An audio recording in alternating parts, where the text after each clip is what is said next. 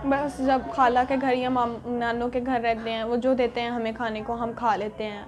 हम ये नहीं उनसे फरमाइश करते कि हमें यही चाहिए और हम यही खाएंगे। वो जितना देते हैं हम खा लेते हैं। कभी भूखा सोना पड़ जाता है, कभी खाकर सो जाते हैं। इलाज ना होने की वजह से मम्मा की दिन ब दिन तबीयत ख़राब होती जा रही है।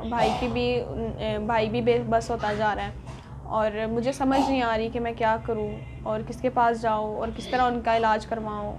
अगर खुदा ना खास्ता मम्मा को कुछ हो जाए तो मैं क्या करूँगी, मुझे कुछ समझ नहीं आ रही। अगर मम्मा ना हमारे साथ रहीं तो हम तो दर बदर हो जाएंगे। बेबस हो जाती हूँ मैं खुद के, मैं क्या करूँ, मैं किसके पास जाऊँ। और अकेले में बैठ के रो लेती हूँ, अपना दिल हल्का कर लेती हूँ बस।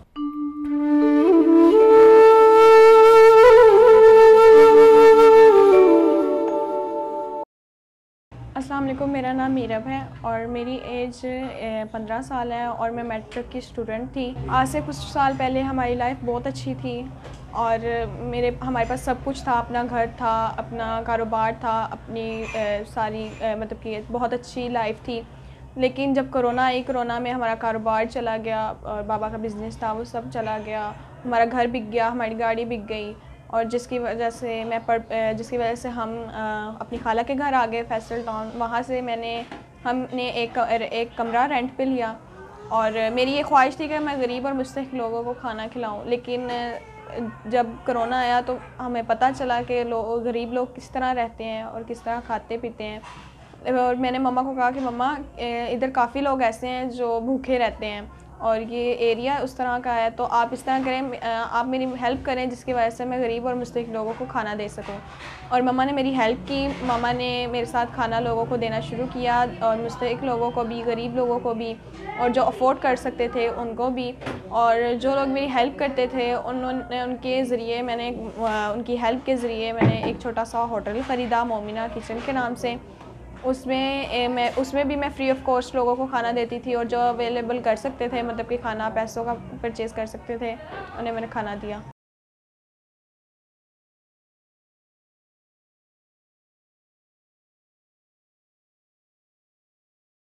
मैंने सोचा क्यों ना मैं अपनी मम्मा पापा का सहारा बनूं और ये मैं अपनी एक अच्छी और बहादुर लड़की बन के और दुनिया में चलना सीखूं। और ये मेरी एक कोशिश थी कि मैं इसमें कामयाब हो जाऊंगी और अल्लाह का शुक्र, अल्लाह ने मेरे साथ दिया और मैं इसमें कामयाब हुई। लेकिन जैसे ही मेरा ये ख्वाब पूरा होने लगा और लगा था, तो साथ ही मेरे साथ एक बहुत बड़ा हादसा हो गया जिसकी वजह से हम रोड पर आ गए। हुआ इस तरह कुछ कि जब मैं गरीब लोगों को खाना देती थी, वहाँ पे एक भाई भी आते थे जो फूड पाड़ा पे काम करते थे। वो भी बेरोज़गार हो गए, उनका उन दिनों में जॉब चली गई। तो हमें एक भाई चाहिए था जो लोगों के घरों में खाना डिलीवर कर सके और हमारी हेल्प कर सके खाना देने में, लोगों को बाहर खिलवाने में। वो भाई भी बेरोज़गार था और हमें भी एक भाई की ज़रूरत थी खाना डिलीवर करने में, लोगों के घरों में परचेज़ करने में।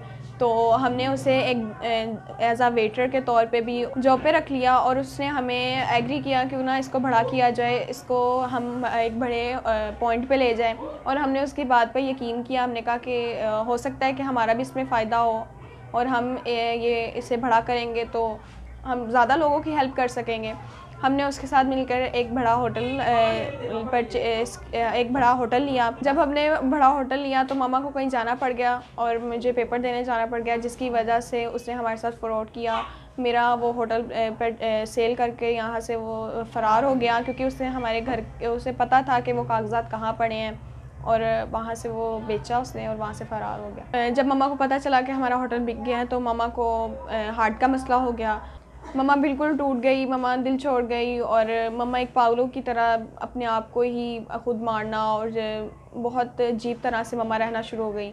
बहुत तबीयत ख़राब रहना शुरू हो गई मम्मा की, क्योंकि हमारे पास पहले ही कुछ नहीं था कोरोना की वजह से। और ये जो छोटा सा होटल हमने लिया था और यही हमारा सहारा था, इसी के ज़रिए हमने एक छोटा सा अपना घर रेंट पे लिया हुआ था। लेकिन जब वो हमारा होटल सेल हुआ, हमारा घर भी चला गया, क्योंकि ज़ाहिरी बात है जब हम कमाएंगे तो घर का किराया देंगे। और मम्मा यही टेंशन लेके मम्मा इतनी बीमार हो गई कि मम्मा अपने आप से ही बेबस हो गई। फिर मम्मा को मैंने हौसला दिया कि मम्मा आप हिम्मत ना हारें, मैं आपके साथ हूँ। मैं पुलिस के पास भी गई और काफ़ी लोगों से मैंने हेल्प के लिए भी कहा कि हमारी मदद करें उन भाई को ढूंढने में, लेकिन हमारी किसी ने ना सुनी। थक हार के हम घर बैठ गए। मैं मम्मा को देखती या पुलिस के पास जाती या उन भाई को ढूंढती या अपने भाई का इलाज करवाती, कोई समझ नहीं आ रही। मम्मा को बड़ी आंत और छोटी आंत का मसला है और वो मसला दिन ब दिन बढ़ता जा रहा है। और जो छोटा भाई है उसे दिमाग का मसला है। वो छोटा होता गिरा था, हमने उसका इलाज करवाया था, लेकिन कुछ दिनों पहले उसका एक्सीडेंट हुआ है तो वहीं पे उसके चोट लगी है और उसके क्लाउड बन गए हैं। उसका इलाज अमेरिका में या कोई अच्छे हॉस्पिटल में हो सकता है। मम्मा का इलाज भी बिल्कुल भी नहीं हो रहा, ना भाई का बिल्कुल इलाज हो रहा है, क्योंकि पैसे होंगे तो मैं इलाज करवाऊंगी। मेरे से तो इतना भी नहीं हो रहा कि मैं एक टाइम की उनकी मेडिसिन ले आऊँ, क्योंकि हम कभी अपनी नानों के घर, कभी खाला के घर, कभी कहाँ, और हमसे तो ये भी नहीं हो पा रहा कि हम 2 टाइम का अपने घर में खाना बना सकें। जब कभी कभी मम्मा को ज़्यादा पेन शुरू हो जाती है, मतलब ज़्यादा रात के टाइम दर्द होना शुरू हो जाती है, तो उनसे ना बैठा जाता है, ना ज़्यादा चला जाता है, ना लेटा जाता है, और वो बेबस हो जाती हैं। और मुझे भी नहीं समझ आती कि मैं क्या करूं, कहाँ जाऊं, किससे कहूं कि मेरी मम्मा का इलाज करवा दें और मेरे भाई का इलाज करवा दें। मुझे कुछ समझ नहीं आ रही, बेबस हो जाती हूँ मैं खुद के, मैं क्या करूं, मैं किसके पास जाऊं, और अकेले में बैठ के रो लेती हूँ, अपना दिल हल्का कर लेती हूँ बस।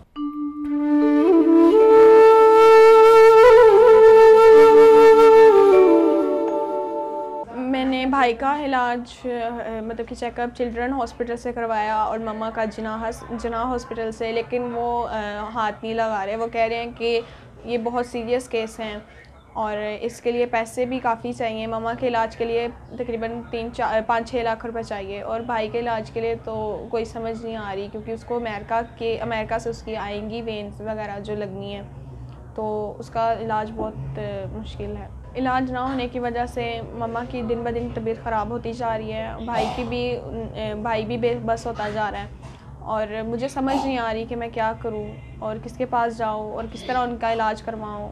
अगर खुदा न खास्ता मम्मा को कुछ हो जाए तो मैं क्या करूंगी, मुझे कुछ समझ नहीं आ रही। अगर मम्मा ना हमारे साथ रही तो हम तो दर बदर हो जाएंगे।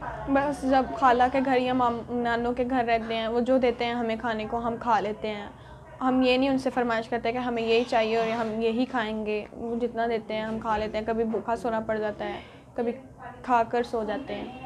जब अपने पास पैसे हों तो बंदे को शर्म नहीं आती, लेकिन जब दूसरों से मांगे तो मांगने में भी शर्म आती। किसी से कुछ कहते हुए या मांगते हुए हमें शर्म आती है, इसलिए हम किसी के आगे कुछ नहीं कहते।